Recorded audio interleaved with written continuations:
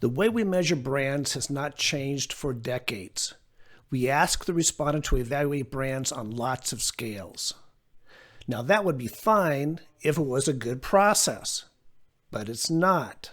We have learned so much in the last decade about how humans learn, how they evaluate, and how they make choices. And it doesn't look anything like how we traditionally evaluate brands. Now, the typical way to capture a brand's perception is to ask respondents to evaluate it on several items using a scale such as this. But since we need to compare it to something, we will ask the respondent to complete the same evaluation for a competitor brand.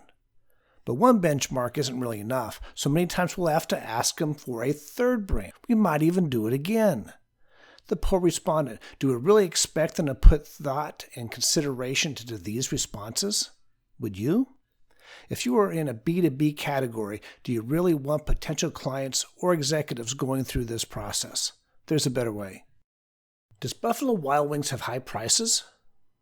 Now you may ask, compared to what? And that's exactly the point. In the old method, you're not comparing it to anything. It's all in isolation. Now, what if you've never been to Buffalo Wild Wings? How would you answer? These scales rarely have a I don't know option. And a 3 on a 5-point scale is fundamentally different than a I don't know. Now let's just take this illustration a bit further. Does Buffalo Wild Wings have high prices compared to Taco Bell?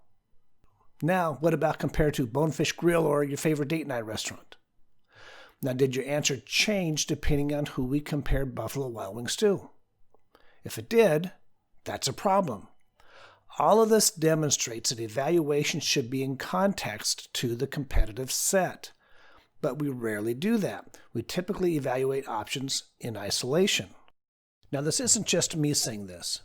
Dan Ariely, one of the big names of behavioral economics, professor at MIT and Duke, in his landmark book, Predictably Irrational, states, humans rarely choose things in absolute terms. We don't have an internal value meter that tells us how much things are worth. Rather, we focus on the relative advantage of one thing over another. Again, we should not evaluate brands as we typically do, in isolation. Brand evaluations need to be in context with a competitive set if we are to match how humans truly evaluate options and make choices.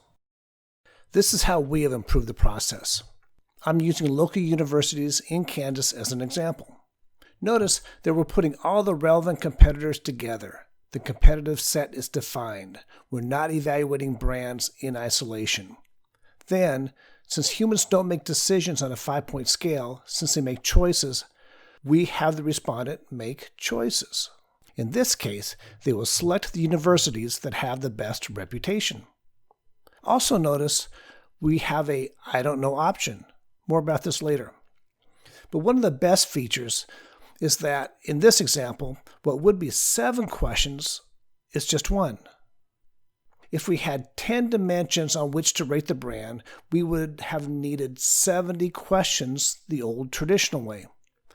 But here, we only need 10 to get all the data we need. This is much easier for the respondent, even fun, and we get much more data on more competitive benchmarks in a much more realistic fashion.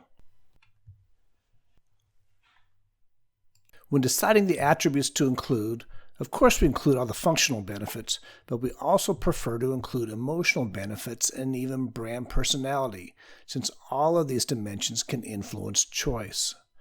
Again, we can get all of these attributes for all 7 universities in an easy-to-complete questionnaire. Now, as we move into the analysis, one thing we need to keep in mind.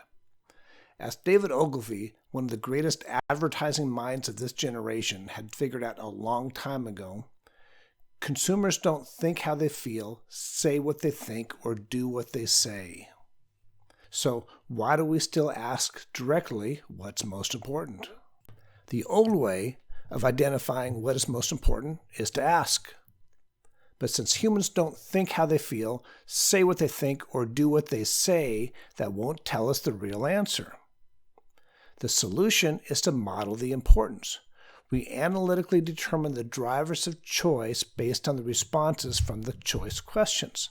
In short, we look at the correlation between preference and a brand's perception on the dimensions we just measured. That's a mouthful. Now, once we identify these drivers of choice, we can compare this to the brand's performance. In this case, we can identify the brand's strengths. These are the dimensions that are very important and where we perform well. Conversely, we can identify areas of opportunity. These are the dimensions that are important but where we perform below average.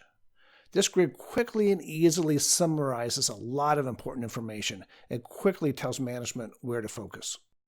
Now, this data collection process does not limit us at all with our analytical capability. In this case, we can build a perceptual map to illustrate the similarity or dissimilarity of different brand positions. Well, in fact, we can do even more with this data. Our approach provides the best way I have ever seen to identify that ever-elusive white space that we all search for. Remember that we added the "don't know" response when evaluating brands? This is where we use it. By plotting the drivers of choice against the percent who don't know who has that attribute, we have a very elegant way of identifying white space. In this case, white space is defined as the attributes that are important, but where respondents don't know who owns those dimensions, leaving them open for any firm to go after them and own them themselves. Now, we also look at the purchase funnel, but where other firms might report the awareness and consideration data, we put it into a framework that helps you understand what it all means. We put it into a framework that helps you understand the relative position of your brand. By comparing awareness to consideration, we can provide a quick glimpse at a brand's relative position in the market. In this case, we look at consideration among those who are aware and plot them on this grid. This reveals the rising stars, those brands who are not well known yet, but have a very strong following. If this is your brand, you want to increase awareness. If this is a competitive brand, you want to watch this brand as maybe a potential future threat. Of those brands that are well known and have high consideration, these are the strongest brands in the category. Their job is to hold this position. Finally, many categories have older, more tired brands. These have high awareness, but low consideration. Think of Sears. They would fall into this category. If your brand falls into this category, the strategy would be to improve its core value proposition, to identify new, updated features or benefits to get the market to take a second look. Of course, there's more to say about how we approach a brand's evaluation and its competitive position. But this gives a good overview. Feel free to contact me directly if you would like to learn more. Thank you.